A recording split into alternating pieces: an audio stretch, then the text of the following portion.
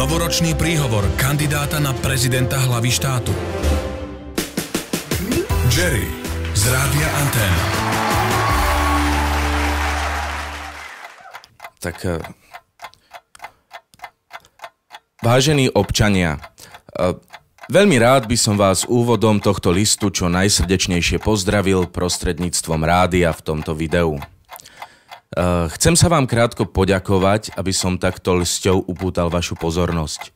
Občania, ďakujem. V uplynulom roku sa nám spoločnými silami podarilo dosiahnuť moju osobnú spokojnosť, za čo vám rovnako ďakujem. Vďaka vášmu času a pozornosti, ktoré ste mi venovali, som sa dopracoval k nemalým finančným prostriedkom, ktoré som tak povediac okamžite transformoval na zážitky, ktoré si už nepamätám.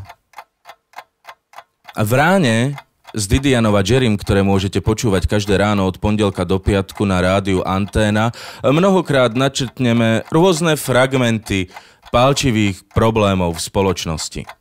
Ale to je všetko. V nasledujúcej znôžke kecov by som rád poukázal na skutočnosť, že sme spokojní s tým, koľko nás počúvate, ale ako sa hovorí, začneme na maxime a postupne budeme pridávať, za čo vám rovnako ďakujeme.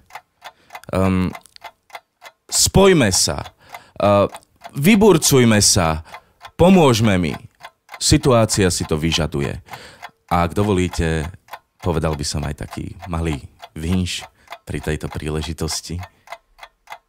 Vinšujem vám také vinše, lebo neviem žiadne inšie. Vinšujem vám v novom roku snehuláka do potoku, vinšujem vám dobro, lásku, skvelej hudby celú pásku, vinšujem vám ženy, víno, tombolu a podpísanú fotku tribulu. Prepáčte, pán kandidát, nech sa páči, mohli by ste mi toto tu podpísať? Ďakujem.